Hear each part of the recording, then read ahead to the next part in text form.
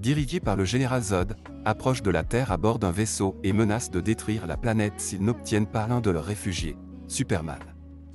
Barry reconnaît le moment et se souvient de son expérience passée de la destruction de Metropolis par celui-ci dans sa réalité. Face à cette menace imminente, il décide de réunir la Justice League.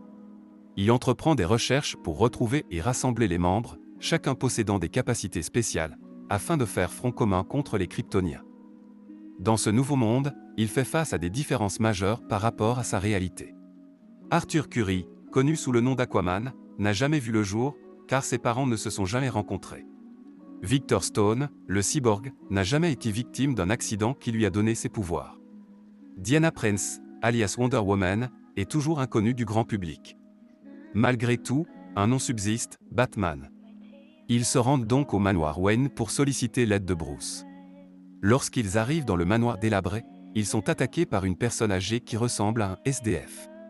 Après l'affrontement, ils découvrent que cette personne est en réalité Bruce Wayne, mais un Bruce Wayne âgé et issu d'une réalité alternative. Bruce leur explique que le temps n'est pas linéaire. L'action passée de Barry a eu des répercussions sur les événements à la fois antérieurs et ultérieurs à la modification. Malheureusement, il refuse de les aider à trouver Superman.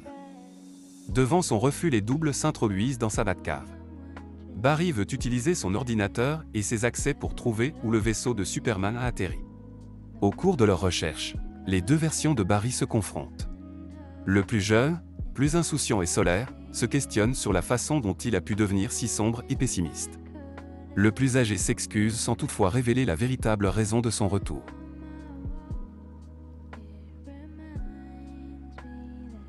Barry sait que Bruce les observe, il le connaît. Il lui parle de ses parents et de sa seule volonté de les sauver. Cette confession provoque un écho en Bruce. Après avoir travaillé toute la nuit, il trouve un document sur la table. Superman est en Sibérie. Bruce accepte de les aider et de redevenir Batman. Ils réussissent à infiltrer la prison top secrète, mais lorsqu'ils entrent dans l'une des salles, ils sont surpris de trouver une femme extrêmement affaiblie plutôt qu'un homme. Incapables de la laisser là, ils décident de l'emmener avec eux. C'est alors qu'ils sont repérés et doivent s'enfuir avant d'être encerclés par les gardes. Dans cette situation désespérée, la prisonnière intervient de manière spectaculaire dans le ciel. Elle se révèle être une kryptonienne et démontre des capacités similaires à celles de Superman. Une fois les gardes mis hors d'état de nuire, elle s'évanouit, épuisée.